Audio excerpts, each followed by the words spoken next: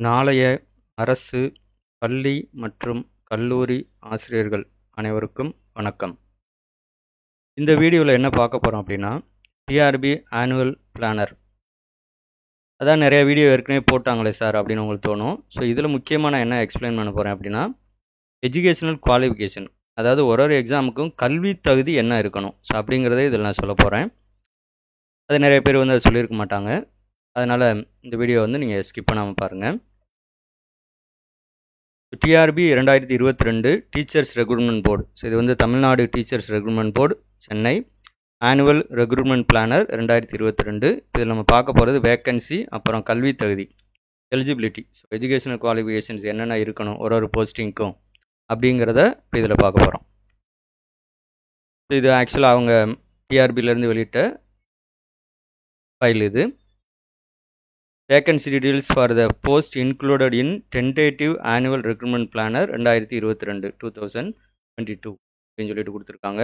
First இதுக்கு serial number, அடுத்து name of the post or recruitment, third one tentative month of notification, அப்புறம் number of vacancies, tentative date of examination. அந்த மாதிரி ஒரு 5 காலம்ஸாக அவங்க கொடுத்துருக்காங்க. ஸோ நம்பர் 1 இதில் என்ன இருக்குது அப்படின்னு பார்த்தோம்னா, போஸ்ட் கிராஜுவேட் அசிஸ்டன்ட், அதாவது பிஜி அசிஸ்டன்ட். ஸோ ஸ்கூலில் +1 +2 கிளாஸ் எடுக்கிறதுக்கு அதுக்கான அதை பிஜி அசிஸ்டன்ட் அப்படின்னு சொல்லுவோம். ஸோ போஸ்ட் கிராஜுவேட் அசிஸ்டன்ட், அதுக்கான நோட்டிஃபிகேஷன் எல்லாமே கம்ப்ளீட் ஆயிடுச்சு. ஸோ எக்ஸாம் மட்டும்தான் வைக்கணும். அதனால தான் அது ஆல்ரெடி கம்ப்ளீட்டட் அப்படின்னு போட்டாங்க. 2407 வேகன்சி, மொத்தம் 2407. Second and third week of February நடக்கும் அப்படின்னு சொல்லியிருக்காங்க. ஸோ இதுக்கு குவாலிஃபிகேஷன் என்ன அப்படின்னா, நீங்கள் படித்த சப்ஜெக்டில், அதாவது உங்கள் மேஜரில் பிஜி வித் பிஎட் இருக்கணும். PG with BEd. For example maths அப்படின்னா எம்எஸ்சி மேத்ஸ் வித் பிஎட் இருக்கணும். சில இதில் எம்எஸ்சி மேத்ஸ் வித் சிஏ அப்படிங்கிறது எம்எஸ்சி மேத்ஸும் ஈக்குவலண்ட் தான். ஸோ அதெல்லாம் அக்செப்ட் பண்ணிக்கிடுவாங்க. இதுக்கான குவாலிஃபிகேஷன் அப்போ பிஜி வித் பிஎட் கம்ப்ளீட் பண்ணியிருக்கணும். செகண்ட் ஒன்று தமிழ்நாடு டீச்சர் எலிஜிபிலிட்டி டெஸ்ட். இந்த பிஜி அசிஸ்டன்ட்ங்கிறது ரெக்ரூட்மெண்ட் டெஸ்ட். ஸோ அந்த எக்ஸாம் பாஸ் பண்ணிட்டீங்கன்னா, அந்த ரெக்கார்டு கட் ஆஃப் மேலே வாங்கிட்டீங்க அப்படின்னா உங்களுக்கு போஸ்டிங் கிடைக்கும். பட் டெட் ஷார்ட் ஃபார்மில் டிஇடி அப்படிங்கிறது, டெட் அப்படிங்கிறது என்னென்னு பார்த்தீங்கன்னா, இது ஒரு எலிஜிபிலிட்டி டெஸ்ட்டு தான். ஸோ இதை முடித்தோடனே எனக்கு வேலை கொடுங்க அப்படின்னு சொல்லிட்டு நம்ம ஜாப் கிளைம் பண்ண முடியாது. ஸோ அதனால தான் இந்த இடத்துல பார்த்தீங்கன்னா வேக்கன்சி அப்படிங்கிற இடத்துல எதுவும் போடாமல் இருக்காங்க. நம்பர் ஆஃப் வேக்கன்சிஸுங்கிற இடத்துல ஸோ எதுவுமே போடாமல் இருக்காங்க. ஸோ இது எலிஜிபிலிட்டி டெஸ்ட்டு தான். இதோட நோட்டிஃபிகேஷன் பிப்ரவரியில் எதிர்பார்க்கலாம். எக்ஸாம் ஏப்ரல் 2nd வீக்கில் வரும் அப்படின்னு சொல்லியிருக்காங்க. ஸோ இதுக்கு எலிஜிபிலிட்டி டெஸ்ட் தான் இதேவும். ஸோ இதில் பார்த்தீங்கன்னா 2 விதமான இருக்குது. டிடிஎட், ஸோ டீச்சர் ட்ரைனிங், அது முடித்தவங்களும் எழுதலாம். அப்புறம் பிஎட் முடித்தவங்களும் இந்த டெட் எழுதலாம். ஸோ அதான் எலிஜிபிலிட்டி குவாலிஃபிகேஷன். அடுத்து இருக்குது third one secondary great teachers and graduate teachers. இது மே மந்த் நோட்டிஃபிகேஷன் வரும்னு சொல்லியிருக்காங்க. 4989 வேக்கண்ட்டு. அதில் இந்த செகண்டரி கிரேடு டீச்சர், அதான் எஸ்ஜிடிங்கிறது 3902. கிராஜுவேட் டீச்சருங்கிறது 1087. இதுக்கான exam 2nd week of June 2வது வாரத்தில் வரும் அப்படின்னு சொல்லியிருக்காங்க. ஸோ செகண்ட் கிரேட் டீச்சர், இந்த 2வது கிராஜுவேட் டீச்சருங்கிறது என்ன சொல்லுவாங்கன்னா, இதை யூஜிடிஆர்பி அப்படின்னு சொல்லுவாங்க.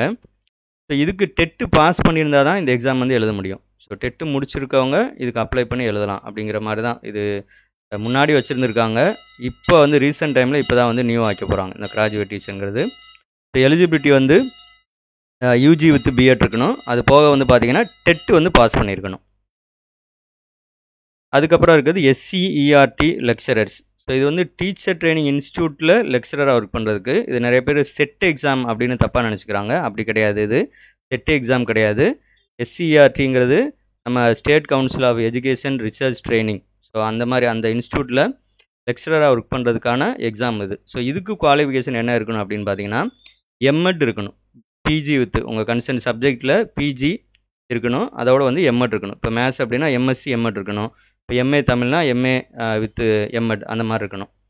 இதுக்கான நோட்டிஃபிகேஷன் மே மந்த் வரும். So vacancy 167. June 2nd week exam வரும்னு கொடுத்துருக்காங்க.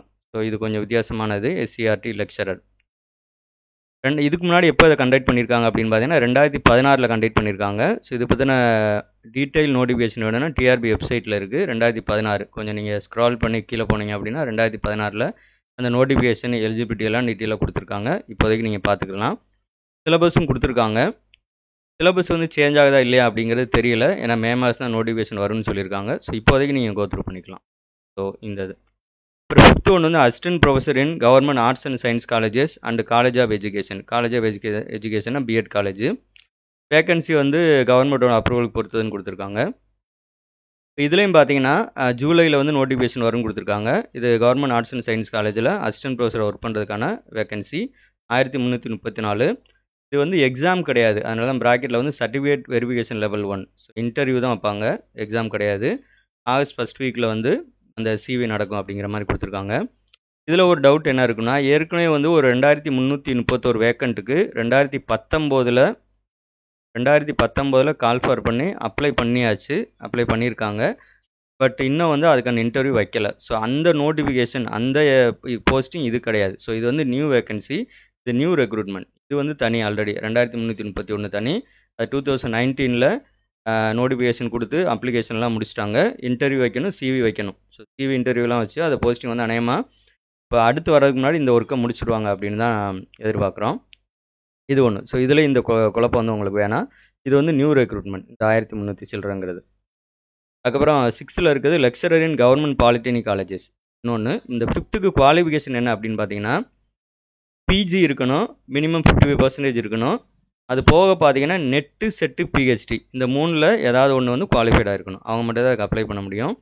இப்போ இது எப்படி எடுக்கிறாங்க அப்படின்னா, எக்ஸ்பீரியன்ஸுக்கு வந்து ஒரு 15 மார்க்ஸ் கொடுக்குறாங்க. ஸோ எக்ஸ்பீரியன்ஸுக்கு வந்து 15 மார்க்ஸ், 7.5 இயர்ஸ் மேக்ஸிமம். 1 இயருக்கு வந்து 2 மார்க்கு, மேக்ஸிமம் 7.5 இயர்ஸ், 7.5 வருஷம் எக்ஸ்பீரியன்ஸ் இருந்தால் 15 மார்க் கிடச்சிரும். பிஹெச்டி இருந்தால் ஒரு 9 மார்க் கொடுப்பாங்க. அப்படி பிஹெச்டி இல்லாமல் எம்எஸ்சி வித் நெட், அதாவது பிஜி வித் நெட் இருந்தால் 5 மார்க்கு, எம்ஃபில் வித் நெட் இருந்துச்சு அப்படின்னா 6 மார்க்கு. அப்போ இதில் மேக்ஸிமம் வந்து 9 கிடைக்குன்னு வச்சுக்கோங்களேன். மேக்ஸிமம் 9, இல்லை பிஹெச்டி பண்ணலை, நெட்டு செட் அந்த மாதிரி தான் இருக்குன்னா 5 or 6 கிடைக்கும்.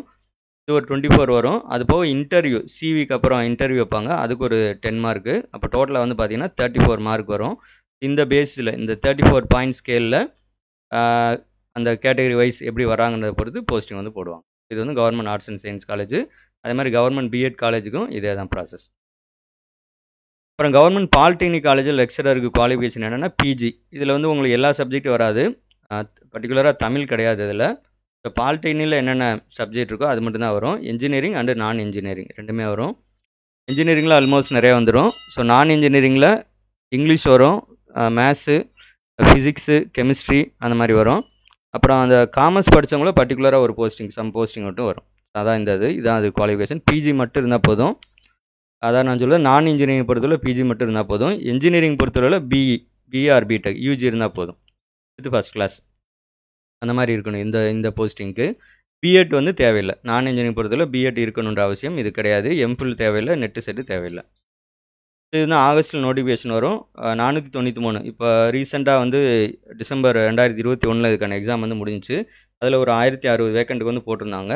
இதுவும் பார்த்தீங்கன்னா நியூ வேக்கன்சி. அந்த 1060 இந்த இதுக்கு முன்னாடி முடிச்சிருவாங்கன்னு நான் எதிர்பார்க்குறோம். இது நியூ வேக்கன்சி அரௌண்ட் 500. எக்ஸாம் வந்து 2nd வீக் ஆஃப் நவம்பர் வந்து வரும்னு சொல்லியிருக்காங்க. அடுத்து வந்து 7th ஒன்று வந்து assistant professor in government engineering காலேஜஸில். ஸோ இன்ஜினியரிங் காலேஜஸில் அசிஸ்டன்ட் ப்ரொஃபஸராக ஒர்க் பண்ணுறதுக்கு இதுக்கும் பார்த்தீங்கன்னா இன்ஜினியரிங் அண்டு நான் இன்ஜினியரிங் சப்ஜெக்ட் இருக்கும். நான் இதுக்கு அப்ளை பண்ணணுன்னாலே செட்டு நெட்டு பிஹெச்டி இருக்கணும். நான் இன்ஜினியரிங் சப்ஜெக்ட்டுக்கு செட்டு நெட்டு ஆர் பிஹெச்டி இருக்கவங்க மட்டும்தான் அப்ளை பண்ண முடியும். இதுக்கு கிட்டத்தட்ட 2 ஒரே மாதிரி தான் இருக்கும் எக்ஸாம் வந்து. இது ஒரு 190 மார்க் வைப்பாங்க எக்ஸாம், இதுக்கு 190 மார்க்ஸ் தான் வைப்பாங்க. அப்புறம் ஒரு 10 மார்க் வந்து எக்ஸ்ட்ரா குவாலிஃபிகேஷன், பிஹெச்டி அல்லது எம்இ அந்த மாதிரிலாம் இருந்தால் ஒரு 10 மார்க்ஸ் வரைக்கும் கொடுப்பாங்க. ஸோ 200 மார்க்ஸ்க்கு வந்து வரும். அப்போ இந்த கவர்மெண்ட் இன்ஜினியரிங் காலேஜ் அப்ளை பண்ணணும்னா வெறும் பிஜி இருந்தால் பத்தாது. பிஜியோடு சேர்த்து, நான் சொல்வது நான் இன்ஜினியரிங்க்கு, பிஜியோடு சேர்த்து நெட்டு செட் ஆர் பிஹெச்டி இருக்கணும். ஸோ அவங்க மட்டும்தான் அதுக்கு அப்ளை பண்ண முடியும். செப்டம்பரில் நோட்டிஃபிகேஷன் வரும்னு சொல்லியிருக்காங்க. 104 வேக்கண்ட்டு. எக்ஸாம் வந்து டிசம்பர் 2வது வாரத்தில் வரும் அப்படின்னு சொல்லியிருக்காங்க. இப்போ டோட்டலாக இந்த வருஷத்தில் வந்து 9494 வேக்கண்ட் வந்து ஃபில்அப் பண்ணுறதா சொல்லியிருக்காங்க. முக்கியமாக கவனிக்க வேண்டியது subject to approval of government கொடுத்துருக்காங்க. ஸோ கண்டிப்பாக இந்த அளவுக்கு ஃபில்அப் பண்ணிடுவாங்க. ஸோ இன்னும் இன்க்ரீஸ் ஆகிறதுக்கு தான் சான்ஸ் இருக்குது. ஏன்னா இந்த வருஷம் வந்து ரிட்டையர்மெண்ட் ஆவாங்க. ஸோ அதனால் அதையும் கால்குலேட் பண்ணோம்னா இது கண்டிப்பாக வந்து இன்னும் இன்க்ரீஸ் ஆகிறதுக்கு தான் வாய்ப்பு இருக்குது. அதனால் உங்களுக்கு ப்ரிப்பரேஷனில் நல்லா ப்ரிப்பரேஷன் பண்ணுங்கள்.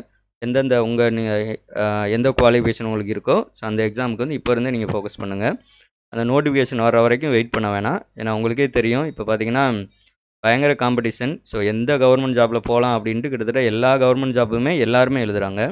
அப்படி இருக்கும்போது நீங்கள் வந்து அந்த ரேஸில் வந்து முன்னாடி இருந்தீங்க, ஸோ ரொட்டீனாக படிச்சுக்கிட்டே வந்தீங்க அப்படின்னா உங்களுக்கு ஈஸியாக இருக்கும். ஸோ நான் வந்து professor Suresh, maths professor, Madurai. Thank you and wish you all the best.